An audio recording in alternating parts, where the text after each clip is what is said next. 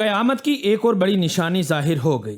नाज़रीन ग्रामी, दरिया फरात का सूख जाना और फिर इसी दरिया से सोने के एक बहुत बड़े पहाड़ का नमूदार होना कुर्बे क़यामत की बड़ी निशानियों में से एक है। माहिरीन के मुताबिक क़यामत की यह बड़ी निशानी भी अब पूरी होने के करीब है। लेकिन सवाल ये है कि क्या वाकई दरिया फरात सूख चुका है, और दूसरा अहम सवाल ये कि क्या दरिया फरात से सोना निकलना शुरू हो चुका है। इन सवालात के जवाबात भी माहिरीन ने बताना शुरू कर दिए हैं। आइए मुकम्मल तफसीलात की जानिब बढ़ते हैं। मुआज़िज़ ख़वातीनो हज़रात, नबी करीम सल्लल्लाहु अलैहि वसल्लम की हदीस के मुताबिक क़यामत की सबसे बड़ी पेशगोइयों में से एक और बड़ी पेशगोई भी पूरी होने के करीब करीब है। दरअसल इस सिलसिले में माहिरीन की बड़ी राय भी सामने आ चुकी है। ये पेशगोई इतनी बड़ी है कि इसके नतीजे में होने वाला हादसा इस कदर शदीद होगा कि हदीस नबवी सल्लल्लाहु अलैहि वसल्लम के अल्फाज में इस झगड़े में 100 में से 99 लोग मारे जाएंगे। नबी करीम सल्लल्लाहु अलैहि वसल्लम ने इरशाद फरमाया कि क़यामत उस वक्त तक कायम नहीं होगी जब तक दरिया फरात खुश्क ना हो जाए और इससे सोने का एक पहाड़ नमूदार ना हो जाए।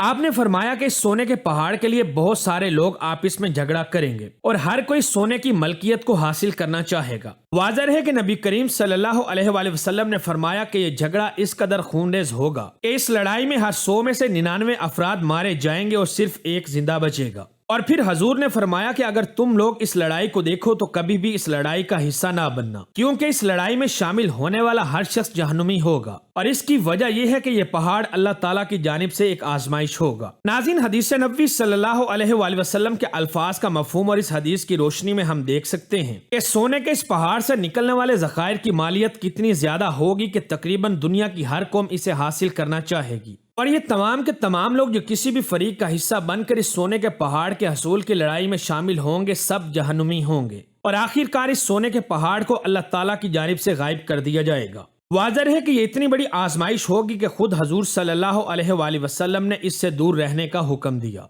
दोस्तों, अगर इस दरिया यानी दरिया फरात की अहमियत की बात करें तो तीनों मज़ाहिब यानी इस्लाम, ईसाईयत और यहूदियत के नजदीक इस दरिया की बहुत ज्यादा अहमियत है। यहाँ तक कि दरिया के बारे में एक हदीस में ये अल्फाज में मिलते हैं कि दरिया फरात दरअसल जन्नत के चश्मों में से एक चश्मा है, यानी इस दरिया का पानी साफ सुथरा और पाक कर देने वाला है। सिर्फ यही नहीं, ईसाइयों की बाइबल में भी इस दरिया का तज़किरा मिलता है। बाइबल के चैप्टर नंबर 16 में ये बात मौजूद है कि यह दरिया जन्नत का दरियाओं में से एक है। लेकिन इस पेशगोई को आप सल्लल्लाहु अलैहि वसल्लम ने ज्यादा तफसील और वजाहत के साथ इरशाद फरमाया है कि हजूर ने फरमाया कि ऐसा दरिया जो जन्नत के चश्मे से जमा हो, उसका खुश्क होना अल्लाह रब्बुल इज्जत की निशानियों में से एक निशानी है और ये अल्लाह ताला की नाराजगी की वजह बन सकता है। इन तमाम पेशगोइयों को मद्देनजर रखते हुए अगर मौजूदा हकीकत पर गौर करें तो मालूम होगा कि पिछले 30 से 40 सालों से दरिया फरात मुसलसल सुकड़ रहा है। सिर्फ यही नहीं, माहिरीन के मुताबिक अब तक तकरीबन 60% दरिया गिर चुका है। यही वजह है कि माहिरीन की जानिब से यह खदशा जाहिर किया जा रहा है कि आइंदा आने वाले सालों में बाकी दरिया भी मुकम्मल तौर पर खुश्क हो जाएगा और जिन इलाकों को यह दरिया सैराब करता है वहां पर पानी की शदीद तरीन किल्लत हो जाएगी। दोस्तों, अगर हम बात करें दूसरी पेशगोई के बारे में तो दूसरी पेशगोई भी कुछ इस तरह पूरी हो रही है कि दरिया फरात ने सोना उगलना भी शुरू कर दिया है। दरअसल माहिरीन ने जब दरिया फरात के इर्द गिर्द रहने वाले लोगों के इंटरव्यूज किए और उनसे पूछा कि दरिया फरात के सिकुड़ने की वजह से उनकी जिंदगियों पर क्या असर पड़ा है, तो माहिरीन के सवाल पर लोगों ने जवाब दिया कि हमारा रोजगार इस दरिया की मछलियों से जुड़ा हुआ था, जो कि आहिस्ता आहिस्ता कम हो रहा है क्योंकि यह दरिया मुसलसल सुकड़ रहा है। लेकिन सबसे हैरत अंगेज जवाब जिसने माहिरीन पर सख्ता तारी कर दिया वो ये था कि वहां मौजूद कुछ लोगों ने बताया कि हमने इस दरिया की रेत को छाना है जिससे हमें कुछ सोने के जर्रात मिले हैं। लोगों के मुताबिक ये एक हैरानकुन बात है क्योंकि ऐसा उनकी जिंदगी में इससे पहले कभी नहीं हुआ था। नाज़रीन ग्रामी, माहिरीन के मुताबिक दरिया फरात की रेत से सोने के जर्रात का निकलना इस बात की वाज़ह दलील है कि इसके नीचे सोने के बड़े बड़े ज़खायर मौजूद हैं जो कि अब आहिस्ता आहिस्ता नमूदार हो रहे हैं।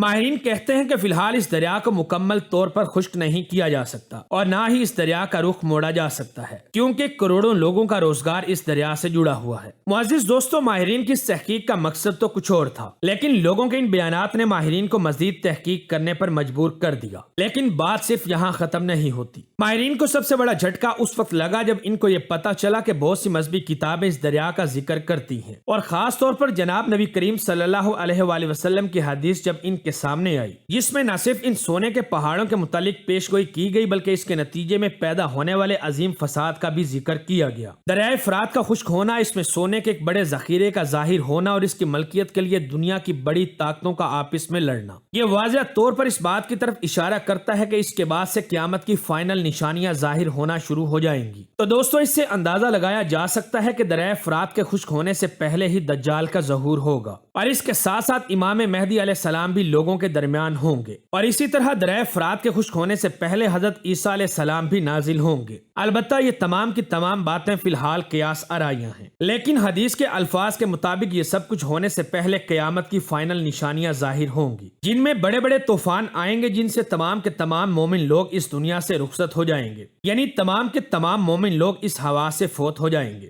جبکہ دنیا میں صرف نافرمان لوگ رہ جائیں گے۔ البتہ ماہرین کی ریسرچ کے مطابق دریائے فرات کے خشک ہونے میں ابھی 20 سے 25 سال لگ سکتے ہیں، لہٰذا موجودہ صورتحال کو دیکھتے ہوئے اور تمام مذہبی کتابوں کا مطالعہ کرنے کے بعد ماہرین اس نتیجہ پر پہنچے ہیں کہ وہ وقت زیادہ دور نہیں جب دریائے فرات خشک ہو جائے گا اور قیامت کی بڑی نشانیاں پوری ہونا شروع ہو جائیں گی۔ بہرحال صحیح حقیقت کا علم تو صرف اللہ تعالیٰ ہی کے پاس ہے، لیکن وقت کا تقاضا ہے کہ ہم اللہ رب العزت کے احکامات پر عمل کریں اور آپ صلی اللہ علیہ وآلہ وسلم کے فرامین پر عمل کرتے ہوئے زندگی گزاریں۔ آخر میں دعا گو ہیں کہ ہم کبھی بھی سونے کے پہاڑ کے حصول کی جنگ کا حصہ نہ بنیں۔